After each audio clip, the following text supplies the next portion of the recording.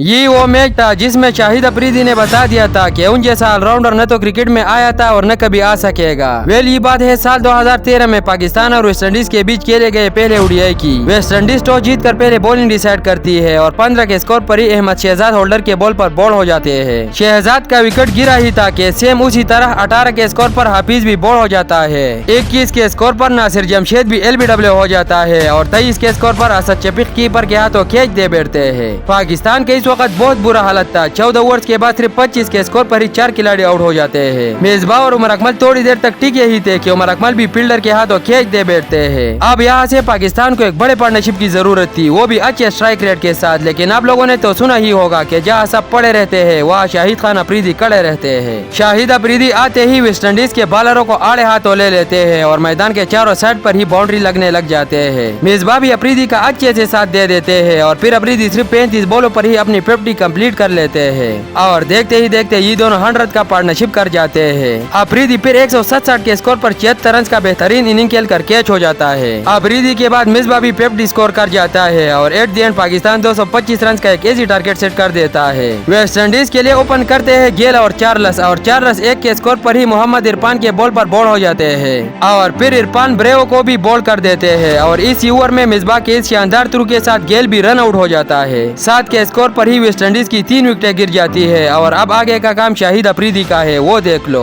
41 के स्कोर पर अफरीदी साइमन को स्टंप आउट करा देते हैं और फिर नए आए बल्लेबाज ब्रेवो को भी आते ही LBW आउट कर देते हैं। अगले बॉल पर अफरीदी का हैट्रिक मिस हो जाता है लेकिन 50 के स्कोर पर अफरीदी पोलार्ड को भी कैच आउट करा देते हैं। इसी तरह वेस्टइंडीज के 50 रन पर ही 6 विकेटें गिर जाती है और 51 के स्कोर पर अफरीदी सेम्यूल्स को भी LBW करा देते हैं और फिर 55 के स्कोर पर किमारोज अफरीदी को उनके हाथों में ही कैच दे बैठते हैं जिससे अफरीदी का 5 विकेट हॉल भी कंप्लीट हो जाता है। वेस्टइंडीज के बल्लेबाज पाकिस्तान के सामने बुरी तरह से कोलैप्स करती है और फिर अफरीदी 98 के स्कोर पर नारेन को भी कैच आउट करा देते हैं और लास्ट में जेसन होल्डर को भी LBW करके 7 विकेट अपने नाम कर लेते हैं और वेस्टइंडीज की पूरी टीम 98 के स्कोर पर ही ऑल आउट हो जाती है। इस मैच में अफरीदी के बल्ले से 76 रन आए और बॉल से 7 विकेट, मतलब कमाल। तो बताओ दोस्तों, शाहिद अफरीदी जैसा ऑलराउंडर हमें आने वाले वक्त में कौन देखने को मिल सकता है।